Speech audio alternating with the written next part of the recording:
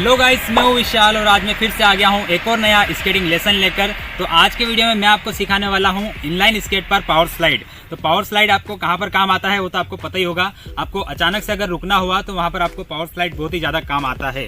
तो easy step होने वाली है, स्टेप्स इजी होगी, लेकिन जो पावर स्लाइड है वो थोड़ी हार्ड पड़ सकती है। आप बिगनर हो तो आपको थोड़ा बहुत हार्ड लग सकता है, लेकिन फिर भी मैं आपको इजी स्टेप में सिखाने की कोशिश करूँगा। आप प्रैक्टिस करोगे तो आई होप कि आप आसानी से सीख जाओगे। तो चलिए शुरू करते हैं और सीखते हैं बिना देरी किए पावर स्लाइड। तो गाइस, सबसे पहली स्टेप आपको करनी है, आपको अपने पैरों की मूवमेंट ध्यान रखना है, पैरों की मूवमेंट करने की कोशिश करना है। तो क्या पैरों की मूवमेंट रहेगी वो मैं आपको बता देता हूँ।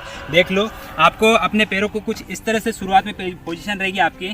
तो आपको सबसे पहले ये वाला पैर अगर आप स्लाइड करते हो तो ये वाले पैर को तो हल्का सा पीछे रखना है और फिर इस पैर को उठाकर यूं पोजीशन में लाना है इस तरह से, और फिर इस पैर को उठाकर आपको इस पोजीशन में लाना है। देख रहे हो, आपको कुछ इस तरह से लाना चाहिए, मतलब इस तरह से आपकी पैरों की मूवमेंट होनी चाहिए। ये इस तरह से पैरों की मूवमेंट करना है, तब तक करना जब तक आप कंफर्टेबल ना हो जाए। जब आप अच्छे से कंफर्टेबल हो जाओगे तो आपको ये करने में ज़्यादा दिक्कत नहीं आएगी। और एक बात और ध्यान रखना है कि आपका जो पिछला पैर है उसको पूरा 180 डिग्री घुमा कर रखना है, और जिस दिशा में आपका अगला पैर स्लाइड करते हुए जाएगा उस दिशा में आपका पिछला पैर पूरा स्ट्रेट रहना चाहिए, ताकि वो बैकवर्ड स्केट कर सके और आपका जो बैलेंस है वो भी बिगड़े ना। तो गाइस, पैरों की मूवमेंट सीखने के बाद आपको अब हल्की सी स्पीड लेना है, स्केटिंग की हल्की सी स्पीड रखना है, और फिर आपको ये वाली स्टेप करने की कोशिश करना है जो आपने पैरों की मूवमेंट सीखी है। तो इसमें आपको स्लाइड नहीं करना है, बस आपको ये मूवमेंट करने की कोशिश करना है। किस तरह से आपको प्रैक्टिस करना है वो मैं आपको बता देता हूँ। तो आपको कुछ इस तरह से हल्की स्पीड में स्केट करते हुए आना है, और फिर आपको ये पैरों की मूवमेंट ट्राई करनी है। तो बार बार आपको ये वाली पैरों की मूवमेंट को प्रैक्टिस करना है, अच्छे से प्रैक्टिस करना है, ताकि जब आप स्लाइड करोगे तब आपको ये पैरों की मूवमेंट करने में दिक्कत ना आए। बस आपका फोकस स्लाइड करने पर होना चाहिए और आपका बैलेंस बनाने पर होना चाहिए। तो अच्छे से प्रैक्टिस करना है बस। तो गाइस, हल्की स्पीड में पैरों की मूवमेंट ट्राई करने के बाद आपको थोड़ी सी स्पीड बढ़ाना है, अपनी स्केटिंग की स्पीड को बढ़ाना है, और फिर आपको ट्राई करना है कि आपका जो पैर है, जो आपने पैर आगे रखते हो, उसको स्लाइड करना है। तो किस तरह से आपको स्लाइड करना है और स्लाइड करते वक्त क्या बात ध्यान रखना है वो भी मैं आपको बता देता हूँ। आप देखो, आपको पैर किस तरह से रखना है, बता पास में से बता जरा। तो आपको पैर थोड़ा तिरछा रखना है, जब आप स्लाइड करोगे तो इसको थोड़ा तिरछा रखना है। इससे क्या होगा कि थोड़ा स्लाइड करेगा। अगर आप खड़ा रखते हो तो आपका जो पैर है वो स्लाइड नहीं करेगा, आप यूं इस तरह से गिर सकते हो। तो आपको थोड़ा पैर तिरछा रखना है, जिससे कि स्लाइड करेगा, अच्छे से स्लाइड करेगा। जितना ज़्यादा तिरछा रखोगे उतना ही कम फोर्स लगाना पड़ेगा और ये आसानी से स्लाइड करेगा। तो आपको किस तरह से हल्की सी स्पीड बढ़ाकर और फिर स्लाइड करने की प्रैक्टिस करना है वो भी मैं आपको बता देता हूँ। तो आपको हल्की सी स्पीड में स्केट करते हुए आना है और फिर वही पैरों की मूवमेंट करने की कोशिश करना है। बस इस बार आपको आपका जो पैर है, जो पैर स्लाइड होता है, उसको ज़्यादा से ज़्यादा तिरछा रखने की कोशिश करना है। वो आसानी से स्लाइड हो जाएगा, आपको कोई भी दिक्कत नहीं होगी। बस बॉडी बैलेंस के लिए आपको थोड़ा दिक्कत आ सकता है, लेकिन फिर भी बार बार प्रैक्टिस करोगे तो वो भी हो जाएगा।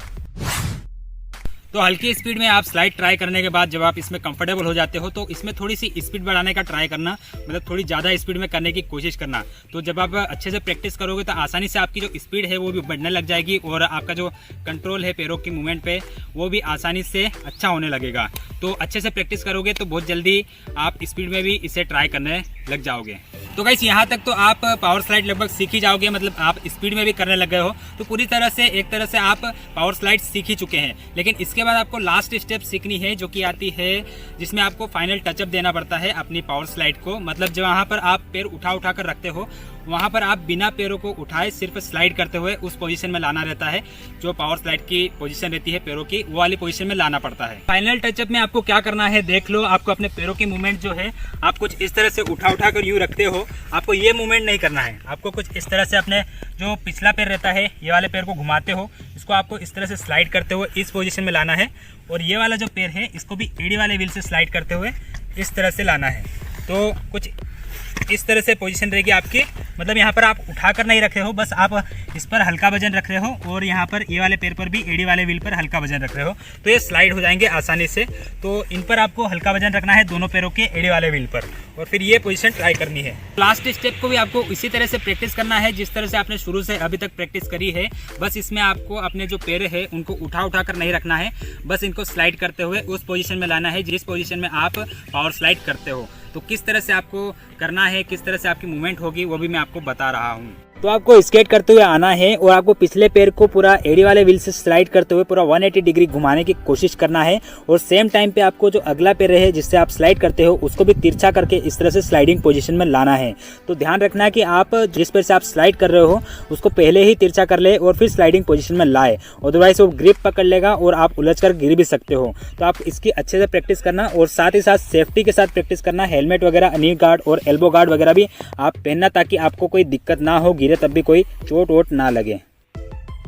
तो यार किस तरह से आपको पावर स्लाइड सीखनी है वो मैंने आपको पूरा अच्छे से बताने की कोशिश किया है, लेकिन फिर भी कुछ डाउट हो तो कमेंट जरूर करना। और मैंने आपको वैसे पूरा डिटेल में बताने की कोशिश की है और पूरा स्टेप बाय स्टेप बताया है, तो आई होप कि आपको कोई डाउट नहीं रहना चाहिए। लेकिन फिर भी कुछ डाउट हो तो कमेंट जरूर कर देना, या फिर इंस्टाग्राम आईडी की लिंक मेरे डिस्क्रिप्शन में है, वहाँ पर आप मुझे क्लिक करके वहाँ पर DM कर सकते हैं।